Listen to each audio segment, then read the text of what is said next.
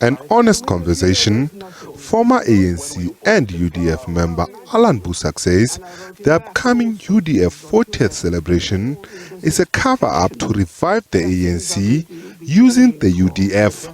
I talk about reviving the spirit of the UDF, and I'm not talking about reviving the spirit of the UDF as a cover under which we must now revive the ANC, because the ANC itself cannot do it. That's what I think UDF 40 is doing, and I told Comrade Popo that. So that's why I will not be there. Almost 3 decades since democracy, Boesak says the ANC has lost its moral compass. He accuses the party of mismanaging the 30 years of democracy. The mismanagement is very, very clear. I think that in just about every aspect, we are suffering needlessly because we have all these policies, but they are all on paper. They are never really truly implemented.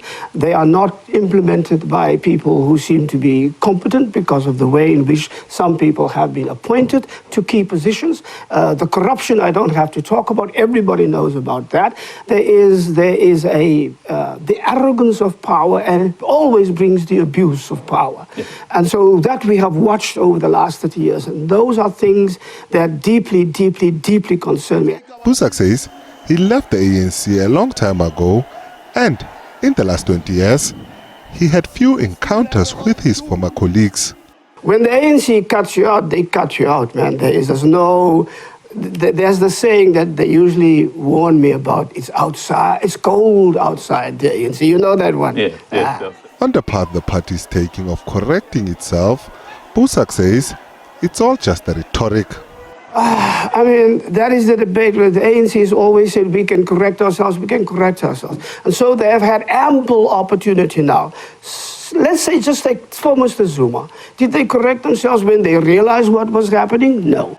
He also didn't shy away from expressing his opinion about the current ANC leader and president of the country, Cyril Ramaphosa. He says President Ramaphosa is treated with soft gloves compared to his predecessors. They were very vocal with Mr. Zuma, I know that. So when Mr. Ramaphosa's problems began to surface, and those are problems that impacted very highly and very deeply on his own organization, but even more so on the people and on our country, they were defending him, and they were not willing or able to hold him to account on any level, not within the party, not within the top 6 or top 7, not within parliament, not within the cabinet. So what is that? Why do you say we are defending our democracy when it is really protecting a president who should not be defended? He should be called to account. Nobody should be allowed to do so much harm and damage to the country and to our people and not be called to account. I mean, they call Thabo Mbeki to account for much less than this. On the ongoing conflict between Russia and Ukraine, Boesak applauded the South African government's stance on the issue. SABC News, Johannesburg.